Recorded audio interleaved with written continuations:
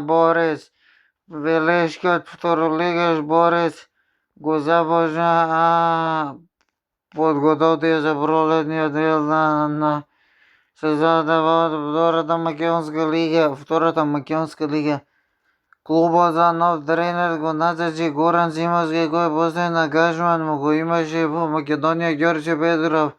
Новият голман Велишани 23 годишен Майди Антонов дойде от Борец, дойде от редовете на Охрид. В Ограда има настъпване за Зилекс, Осуго, Кадино, Работнички и Вардар.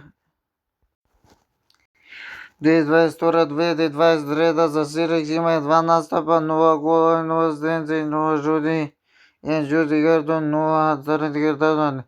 2023-2024 за Силекс има 11 настъпа, 0 гола, 0 асистенции, 0 жути, 0 черни картона.